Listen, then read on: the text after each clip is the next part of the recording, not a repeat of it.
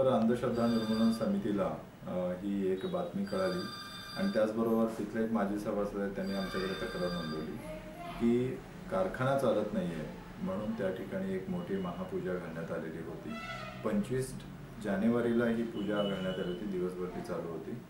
स्वामी समर्थ संप्रदायाचे जे काही इथे शाखा आहे त्या शाखेतर्फे ही पूजा घालण्यात आलेली होती.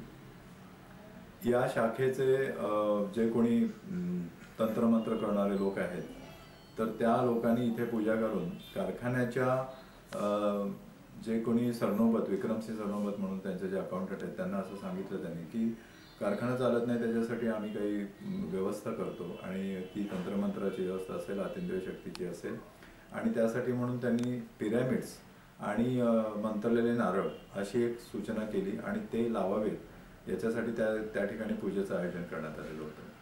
ही बातमी आम्हाला मिळाल्यानंतर आम्ही सर्व खात्री करून घेण्यासाठी त्या ठिकाणी कारखान्यात जाऊन अगोदर चाचपणी केली. तेव्हा आम्हाला असं आढळलं की सरनोबतांच्या केबिनमध्ये तर 4 पिरॅमिड होतेच, नारळी लावलेले होतेच, पण त्याचबरोबर अध्यक्ष उपाध्यक्ष या सगळ्यांच्याच केबिनमध्ये ते लावण्यात आले होते. सगळीकडे ते जिथे जिथे मशीन्स आहेत त्या ठिकाणी ते नारळ टांगण्यात आले होते, गेटवर लावण्यात आलेले होते. म्हणजे पूर्वी असा एक प्रकार घडलेला होता, त्याचीच एक पुनरावृत्ती होती. पण आम्हाला यावेळी आता कारखान्याला सांगणं भाग होतं की हे अंधश्रद्धेचे प्रकार आहेत आणि हे थांबवायला हवेत.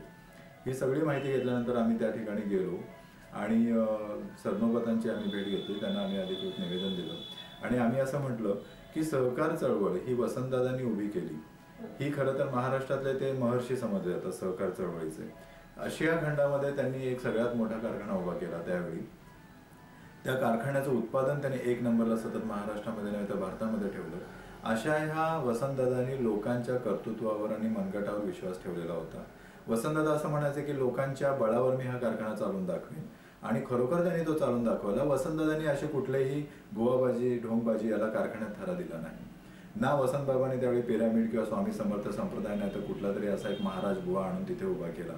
स्वामी संप्रदाय समर्थ संप्रदायाचे जे कोणी महाराज आहेत ते अण्णासाहेब महाराज हे नाशिकला दिंडोरीला असतात आणि त्या दिंडोरीच्या इथे त्यांनी एक मोठा मठ स्थापन केलेला आहे. त्यांच्या संप्रदायातर्फे ही बुवाबाजी सर्वत्र महाराष्ट्रामध्ये चालते. त्यांनी त्या ठिकाणी करोडो रुपयांचा मठ उभा केलेला आहे. या ठिकाणी मला एक थोडंसं नमूद करावं असं वाटतं, जे पिरॅमिड त्या ठिकाणी उभे करण्यात आलेले होते त्या ऑफिसमध्ये, त्या पिरॅमिडची अशी ते महती सांगतात की त्या पिरॅमिडमधून निघणारे जे किरण आहेत त्याच्यामुळे तिथलं वातावरण शुद्ध होतं, आत्मिक शांतता लाभते आणि वातावरण शुद्धी झाल्यामुळे त्या ठिकाणी कारखाना नीट चालतो, कारण त्या ठिकाणी चांगली ऊर्जा निर्माण होते. वास्तविक हे सर्व खोटं विज्ञान, फसवं विज्ञान आहे असं आपण त्याला म्हणतो, स्युडो सायन्स असं त्याला म्हटलं जातं. आणि या पिरॅमिडच्या संदर्भात त्यांच्याच मठातून सांगलीमध्ये जे काही एक मठ आहे, विश्रामबागला जे रेल्वे फाटक आहे त्याच्या डाव्या बाजूला ते मठ आहे, त्या ठिकाणीच आम्ही जाऊन तो पिरॅमिड पण घेतला आणि त्या ठिकाणी पिरॅमिडची माहिती पण घेतली. त्यांनी एक पत्रक छापलेलं आहे आणि त्या पत्रकात असं म्हटलेलं आहे की या पिरॅमिडने सगळे रोग बरे होतात. जे पत्रक त्या ठिकाणी आम्ही घेतलं त्या ठिकाणी त्याच्यात असं म्हटलं होतं की कॅन्सर बरा होतो, मूळव्याध बरा होतो व सगळे रोग बरे होतात असं त्यांनी त्यात म्हटलेलं होतं.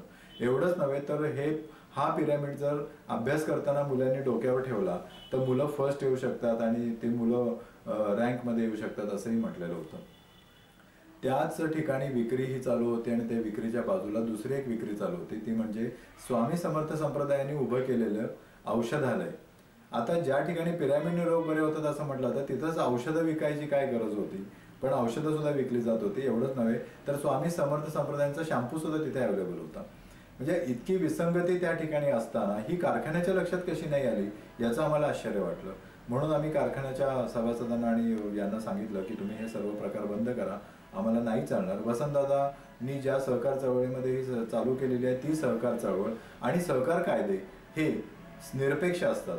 भारतीय संविधानामध्ये कुठल्याही सहकार्याची चळवळ जर असेल तर त्या संदर्भातले निर्देश असे आहेत की कुठलेही विधी किंवा धार्मिक विधी किंवा अंधश्रद्धा विधी हे त्या ठिकाणी व्हायला नाही पाहिजे. परंतु या सर्व नियमांना धाब्यावर बसून त्या ठिकाणी हे विधींचं आयोजन करण्यात आलं आणि या अंधश्रद्धांचं त्या ठिकाणी रुजवणूक करण्यात येत होती. आम्ही त्याला कडाडून विरोध केला. आम्ही सर्व अनिष्ट कार्यकर्ते गेलो आणि आम्ही असं म्हटलं की हे सर्व थांबवा. तत्क्षणी त्यांनी ती मागणी मान्य केली. ते म्हणाले आम्ही तात्काळ काढून टाकतो आणि त्यांनी लगेच त्या ठिकाणी हे काढून टाकण्यासाठी सुरुवातही केली आणि ते म्हणाले तुमच्या हस्ते काढा. आम्ही म्हटलं आमच्या हस्ते नाही काढणार, कारण तुम्ही लावलेले, तुम्हाला त्याच्यामध्ये श्रद्धा आहे असं वाटतं, आम्हाला वाटतं ती अंधश्रद्धा आहे, तुम्ही ते काढून टाका.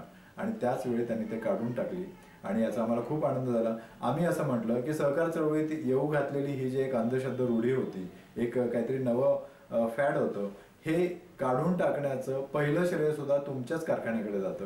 त्यामुळे आम्ही तुमचं अभिनंदन करतो.